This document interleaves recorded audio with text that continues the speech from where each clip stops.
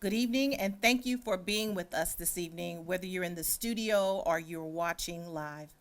I want to introduce to you those who have joined me today. I have our president of our Board of Education, Ms. Cheryl Logan, and I have our Director of Operations, Mr. Fabian Amandares. Judging from the very active discussions that have taken place in the last 2 hours, it is clear to me that Wichita Public Schools are hugely important to our community and serve not only a vital educational role, but also an important role in the daily lives of our families. Kansas Governor Laura Kelly's announcement today that Kansas schools would be closed for school as we know it through May the 31st has implications that reach far beyond Kansas classrooms. I will address several of those implications in a moment, but first I want to share an important point that has not been covered carefully as part of this announcement. The governor's executive order today means that the remainder of the school year will not occur in a traditional school environment that brings large numbers of students and staff together in one location. However, work for our employees and learning for our students will continue. Let me emphasize again, our students are not done learning yet. Kansas districts have been directed by State Education Commissioner Randy Watkins to develop continuous learning plans. Exactly what does that look like for our students or our staffs is yet to be determined. However, it is vitally important that our community hears that while work and learning will look different, work and learning will continue to occur. We know that next week we will be planning as we will begin to engage our educational leaders in discussions about our continuous learning plans. There will be no delivery of any type of instruction to students prior to Monday, March the 30th. I also want to reassure our employees that district employees will be paid during this time period. As I noted above, work and learning will look different, but it still will occur. We will do our best to take full advantage of the time we have while ensuring safe working conditions and proper social distancing to ensure our staff in professional learning and creative delivery of an educational content will be delivered to our students. Staff will be paid on time and can be rest assured that they will remain important members of the WPS family. One other thing I want to address before I ask Mr. Amandares to address our student meal plan, pertain events, spring events, and athletics.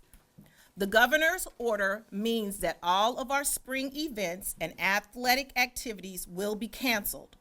This includes proms as well as our high school graduation ceremonies. Please hear me. This does not mean our students won't graduate. They will. And our Board of Education and high school leaders will be working through these details and decisions quickly. As we plan for the future, we will talk about how we will celebrate the accomplishments of our graduates in an appropriate manner. I will offer several concluding comments in just a moment. But before I do, I'd like to introduce to you Mr. Fabian Amandares, our Division Director of Operations. Mr. Amandares oversees our student nutrition operation and will share some additional details with you regarding our plans to provide food to Wichita students beginning next week. Mr. Amandares, would you please come forward? Thank you, Dr. Thompson. Good evening. With Governor Kelly's announcement about schools today, we understand food insecurity and feeding students is a great concern in our community. As part of the state's plan, districts are able to submit a waiver that will allow us to operate food service much like we do during the summer. We have been in contact with the state's Department of Child Nutrition and Wellness and are working on finalizing our list of sites to submit to them for approval. Our goal is to offer grab-and-go style meals to Wichita area children ages 0 to 18 free of charge beginning on Wednesday, March 25th. Children will not need to be enrolled in the Wichita Public Schools in order to receive meals.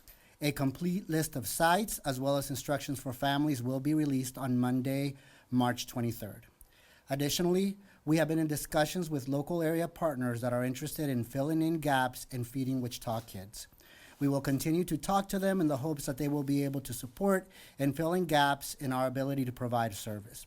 Our goal will be to provide additional information about this in the days to come.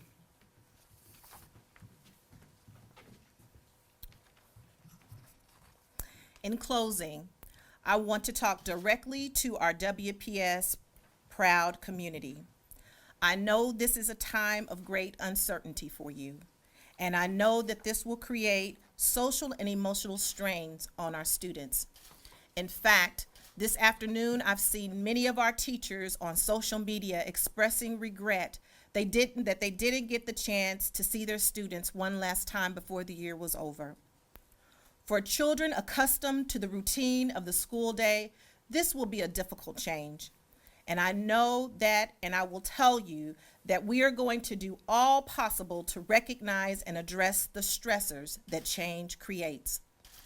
I also want to say thank you to the generous community that started messaging me the moment that this news came out this afternoon. We are so fortunate to be part of an amazing and supportive community which recognizes the vital impact that public education has on our community. Many people stand ready to support our kids in any way possible, and in the coming days, I look forward to sharing ideas about how that can happen. And at this time, I am pleased to answer any questions that you may have. Suzanne Tobias with the Wichita Eagle. You say learning is going to look different. A lot of people are assuming that's going to be online in some way. Can you address how it's going to look different? I know you're still in the planning stages, but how will it look? It will be a variety of ways. Online could be one vehicle in which we would do that, but as you know, and we all know, that might not be the best mode for all of our students to be able to receive the instruction. So we will consider all modes of ways to communicate and educate our students. What would happen if someone didn't have access to technology? Maybe they're a senior getting close to graduation. Again, those are details that we would need to work out with our state to make sure that we are in alignment with what we need to do in order to ensure that those credits will count and kids will be able to graduate. But again, it could be a variety of ways in which we could do that. How do you plan to accommodate, or how can you accommodate? What are the options available when it comes to college application processes, any scholarships that may be offered by the schools at this point? I mean, this is a lot to undertake in a short amount of time. Absolutely. And we will be working with our seniors a little bit differently than we would work with the rest of the students in our school district, because we want to make sure that we are guiding students in the correct manner. Students already have been filling out FAFSA forms and filling out scholarship applications. Those things, a lot of those things are already complete, and kids are already receiving scholarships as we speak. So again, we would take that and make sure that our students are getting the support that they continue to need to be able to get those scholarships and be able to move on to the next level. Following up on that, I mean, obviously you still have ACT testings and things like that. Has the state said anything about continuing that testing in a different manner? As we speak, they are working with our federal government and other entities to ensure that those things are addressed. Is transportation going to be still available to students to get to these meal sites or used in any way? Those are things that we will continue to work out as we move forward. We will start our program on next Wednesday, and we will continue to work on the details for that. As we know, a lot of businesses are telling employees not to show up, to work from home, different things like that. There's been a lot of layoffs in the service industry. But what about those parents who do have to work through this period? What are they supposed to do with kids having to stay home? What we will be doing is gathering all of those resources that are available to our families and being able to post all of those things on our website.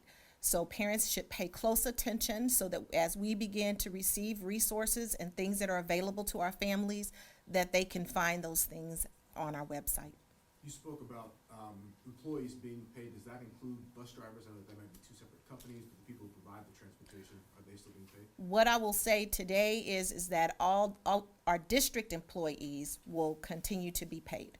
Did you say you had to be a student to get a meal, Mr. Armendariz? You do not have to be just within those age ranges. Okay. The district employees includes paras and hourly workers. It does. District employees. What about education for special needs students? All of our students will get educated.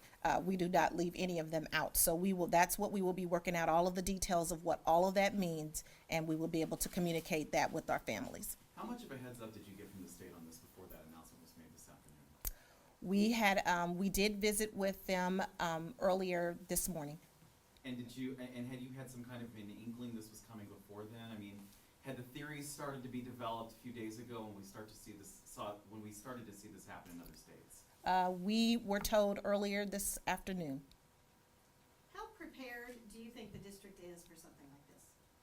Well, this is something that's new to us. However, educating students is not new to the Wichita Public Schools. So we know how to do that, and we know how to do that well, and we will ensure, again, that all of our students continue to receive quality education during this period.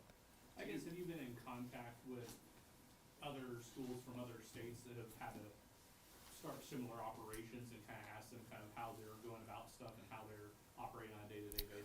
We are members of the Council of Great City Schools, and those are some of the school districts across the country, and we are in contact with our sister schools, and we are gathering information and ideas all across the country. Most school districts are engaged.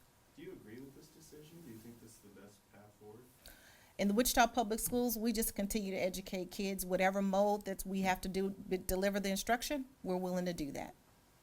What's your biggest concern moving forward about all of this? We've never been down this before. Well, making sure that our kids get a quality education and making sure that we have the infrastructure to be able to do that, and we will be solid and ready to go next week.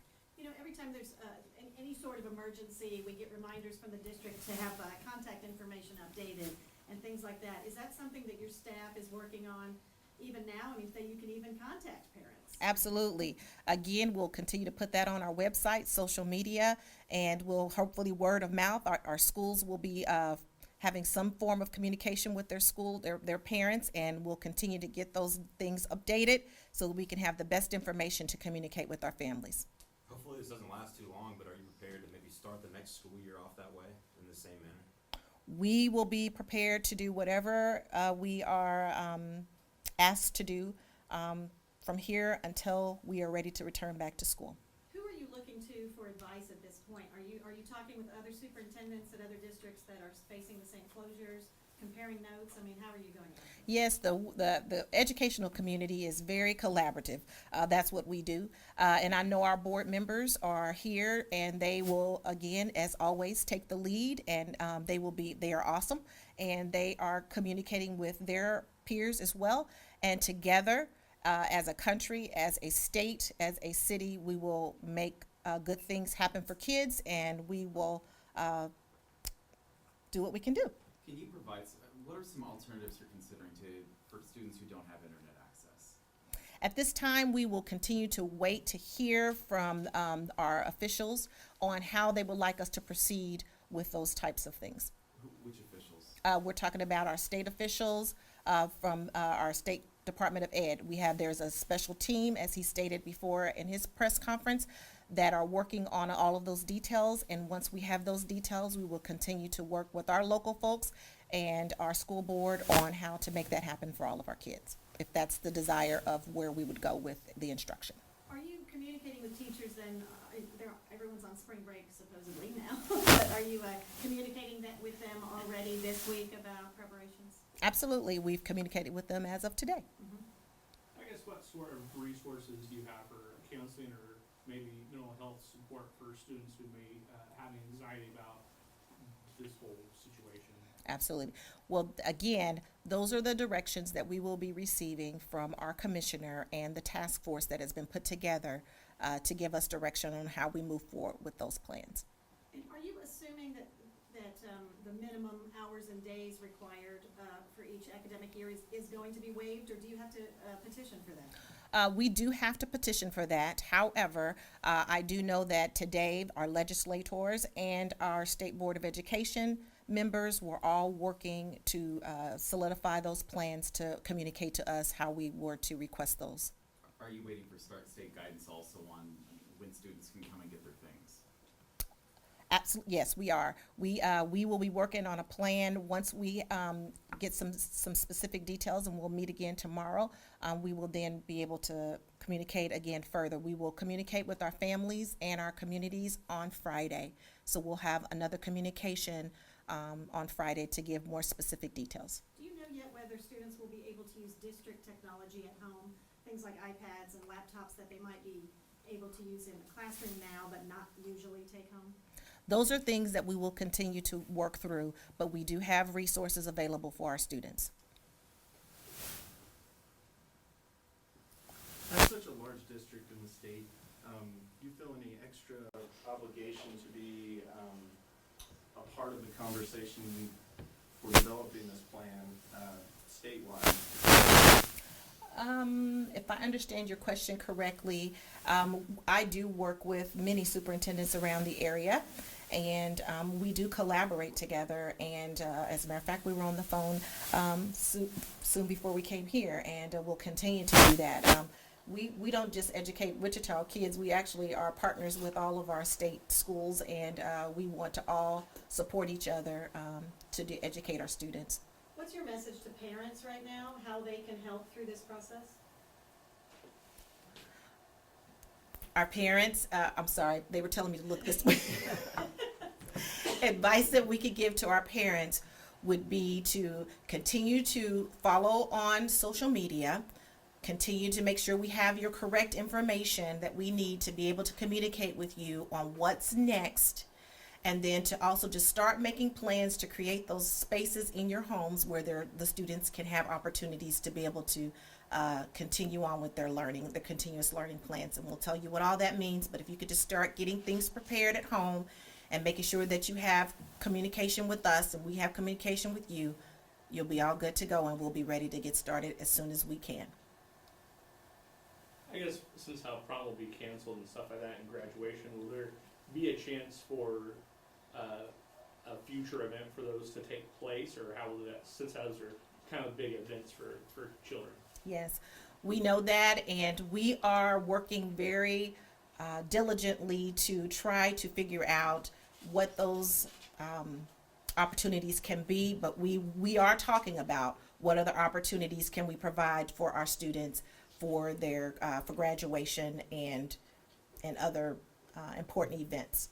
Do you have an estimate on what percentage of your students do not have internet access at home? I am not sure. We are looking into that, and there are some surveys and things that I know that the state has been looking at, and as part of some of the work that we will need to do so that we can ensure that we have the correct number and who needs what. And we'll be working very closely with our tech team and in our district, as well as the state team, on that information.